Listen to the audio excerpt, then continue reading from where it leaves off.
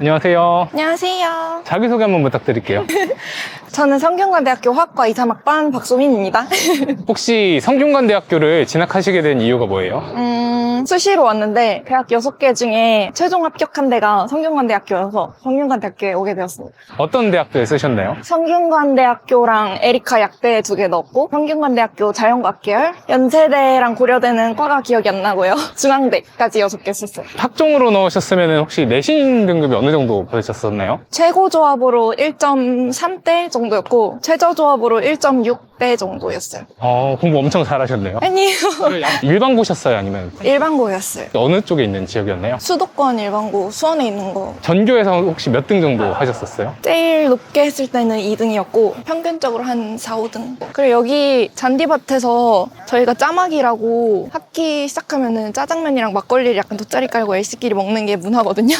그래서 여기서 짜막을 하고 북피크닉이라고 한 학기에 한 번씩인가 열리는 책 축제 이런 것도 있어서 날씨 좀 선선하고 이러면 여기서 돗자리 깔고 많이들 놀고요. 여기 앞에가 기숙사고요. 기숙사는 쉽게 들어갈 수 있나요? 거리를 안 봐가지고 집이 가까워도 일단 넣을 수가 있고 성적만 봐요. 생각보다 빡세고 1학년 땐 근데 그냥 다 들어올 수 있어요. 저도 1학년 때 잠깐 살았었는데 나쁘지 않은 것 같기는 한데 어쨌든 룸메가 있으니까 그런 것들이 불편하면 자취를 하는 게 좋을 것 같아요. 혹시 이런 데는 자취방 시세가 얼마 정도 되나요? 구하기 나름인 것 같긴 한데 비싼 데는 전세 한 1억 3천? 막 이렇게까지 하는 것 같고 그래도 좀 괜찮은데 구하려면 보증금 3천에서 5천 사이에 월세 한 40에서 70 사이 정도인 것 같아요. 근데 그냥 싸게 구하려면 500에 50 정도로도 구할 수 있는 것 같긴 해요. 학생들이 자취 많이 하나요? 네, 많이 하는 것 같아요. 은근히 많이 해서 서울에서 통학하는 친구들도 많고 안양이나 경기도권에서 통학하는 친구들도 많고 그리고 여기부터가 벤젠고리관이 시작되는 건데 건물 한 4개가 벤젠고리 모양으로 이렇게 연결돼 있어가지고 저쪽 끝에 관인데 너무 덥다. 그럼 일로 빨리 들어가가지고 건너갈 수 있어요. 저 한번 가볼게요. 더워. 위에서 보면 약간 벤젠고리 모양으로 이렇게 연결이 다 돼 있는 거라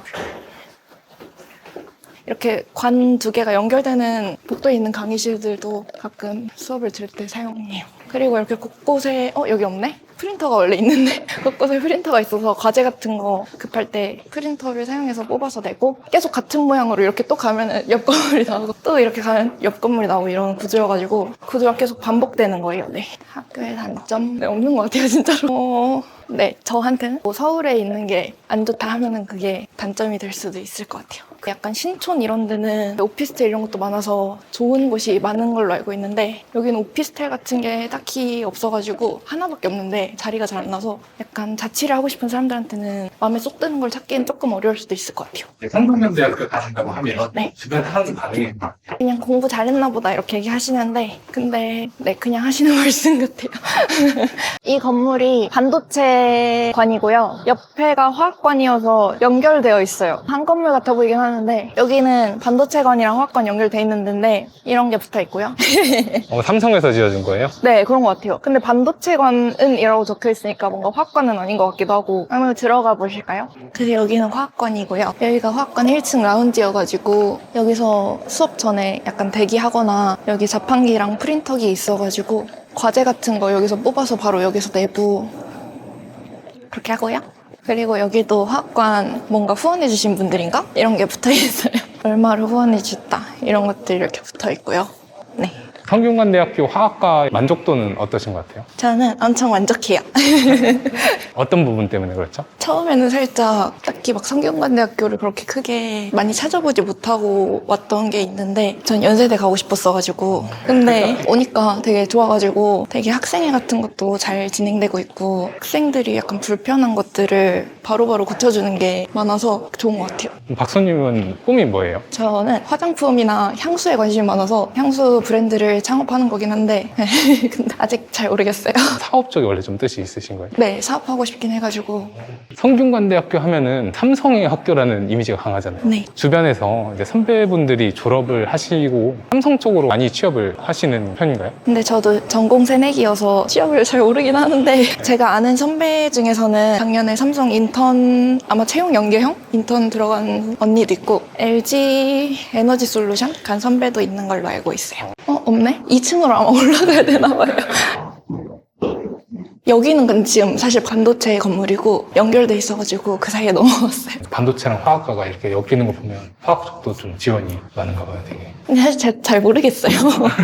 그럼 성균관대 수원 캠퍼스 같은 경우에 학풍이 어떤가요? 저희 과 같은 경우에는 조금 열심히 하는 사람들이 많은 것 같아서 저희가 계열제로 들어오니까 1학년 때 LC라고 너네 친구 해 이렇게 묶어주는 게 있거든요. 그 LC 분위기에 따라서 좀 많이 바뀌는 것 같아요. 자주 모이면은 많이 놀게 되고 잘 안 모이고 공부 열심히 하고 이러면은 각자 공부하고 봄에도 축제를 4일 동안 하고 수원 캠퍼스에서 이틀, 서울 캠퍼스에서 이틀. 가을 축제는 이틀 하는데 그거는 양 캠퍼스 번갈아 가면서 해가지고 매년 그 서울 캠퍼스랑 수원 캠퍼스랑 교류가 잦나요? 문과는 다 거기 있고 이과는 다 여기 있고 이렇다 보니까 교류가 잘 안 생기잖아요. 동아리 같은 걸 해도 보통 이렇게 따로따로 있으니까 중앙 동아리가 아니면은 창의적 디자인 그리고 고전 명저 북클럽이랑 과목이 있는데 고명북이 인사캠에서 하고 창영디가 여기서 하는 건데 1학년들 필수 과목이어가지고 1학기 때 만약에 금요일마다 창영디를 여기서 들었으면 2학기 때는 고명북 들으러 서울캠에 꼭 가야 되는 제도여서 그때 좀 이렇게 최대한 섞으려고 학교에서 만든 제도인 것 같아요. 그럼 실제로 섞이나요?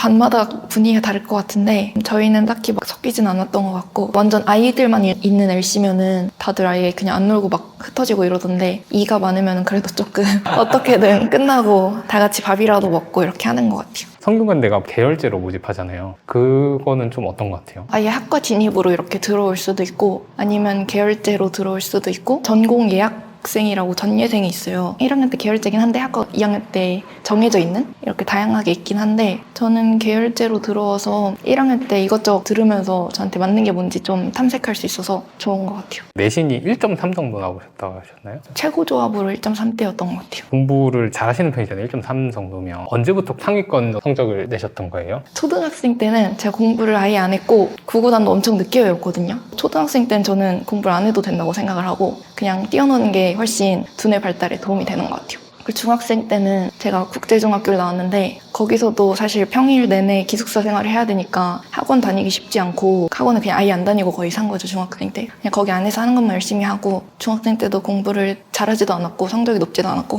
열심히도 안 했고 고등학교 와서 공부를 해야 되겠다라고 생각을 하고 일반고로 오게 됐으니까 대학을 좀 잘 가려면은 고등학교 1학년 처음에 들어오기 전에 겨울방학 때 그때 학원을 처음으로 조금 많이 끊어보고 5개 정도 다녔던 것 같고 고등학교 1학년 때부터 그래도 성적이 잘 나왔던 것 같아요. 고등학교 1학년 때부터 내신이 1점대 나왔던 거예요? 네, 2점대로 떨어진 적은 없어요. 고등학생 때 어떻게 공부하셨어요?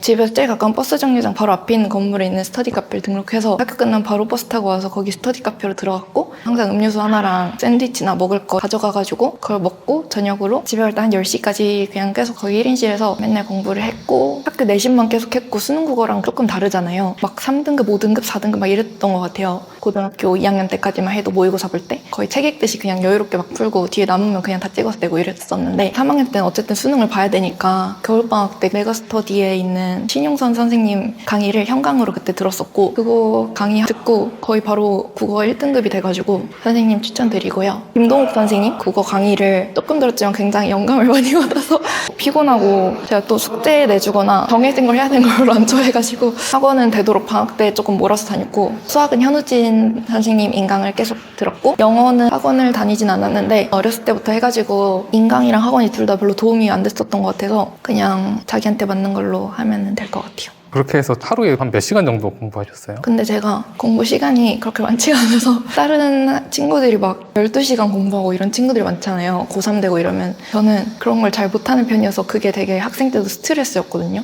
아무리 열심히 해도 10시간을 못 넘기지 제가 생각할 때는 시간이 진짜 중요한 게 아니고 그렇다고 막 2-3시간 하고 이러면 안 되겠지만 그래도 많이 하면 한 8시간? 적게 하면 평균적으로 한 4시간씩 했던 것 같아요. 얼마나 집중해서 한지가 더 중요한 것 같아서 시간 늘리고 싶어지잖아요. 시간을 재면은 그러면서 좀 더 굳이 10시까지 끝낼 수 있는 거를 12시까지 하게 되고 이렇게 되니까 시간을 신경 쓰면서 할 거면은 시간을 안 재는 게 저는 맞다고 생각을 해요.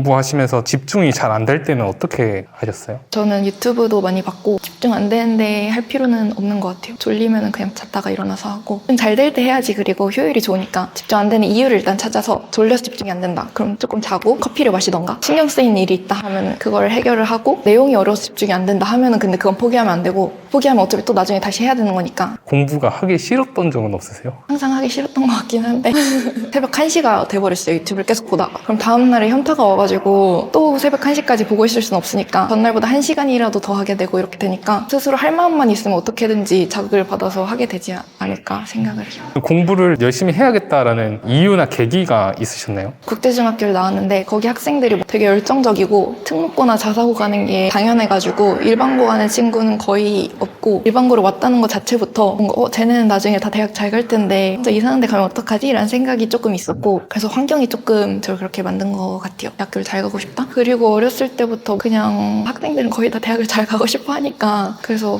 공부를 열심히 해야겠다 이렇게 생각했던 것 같아요. 애초에 수시 쪽만 생각하셨었어요? 네, 정시는 아예 생각이 없어가지고 최저 맞추는 게 3합이었어가지고 국영수 위주로만 했어요. 학종 준비할 때 성균관대학교 입학하려면 어떻게 생기부를 채우는 게 도움이 될까요? 일단은 성적을 잘 챙겨야 되고 주도적으로 뭔가를 하려고 계속 노력을 했어요. 학급 회장도 계속 했고 동아리 기장 같은 것도 했고 보고서를 쓰거나 책을 읽거나 했으면은 뭔가 거기서 하나를 콕 집어가가지고 그거에 대해서 조금 더 심화 주제를 파서 다른 과목에서 응용하고 또 거기서 또 궁금한 게 생겼으면은 그걸 가져와서 또 동아리에서 더 심화로 들어가고 이런 식으로 계속 하려고 했던 것 같고 동아리 만들 수 있는 환경이 돼 있으면은 동아리를 최대한 빨리 만드는 걸 추천을 드리는 게 관심사 비슷한 사람들끼리 있는 거니까 그 관심사에 대해서 얘기를 했을 때 나오는 얘기들도 많고 또 자기가 기장이면 어쨌든 자기가 하고 싶은 활동을 할 수 있으니까 동아리를 만들 수 있으면은 만드는 걸 추천드려요. 고등학교 때 어떤 동아리 활동을 하셨어요? 2학년 때 과학 동아리를 만들었어가지고 그때 이슈였던 것들 저희가 딱 코로나 세대여가지고 뭐 백신 공급 관련 문제라던가 사회적인 거랑 과학적인 거 좀 엮어가지고 토론 활동 많이 하고 기사 같은 거 스크랩해가지고 하는 활동이 있는데 좀 다양하게 하려고 했던 것 같아요.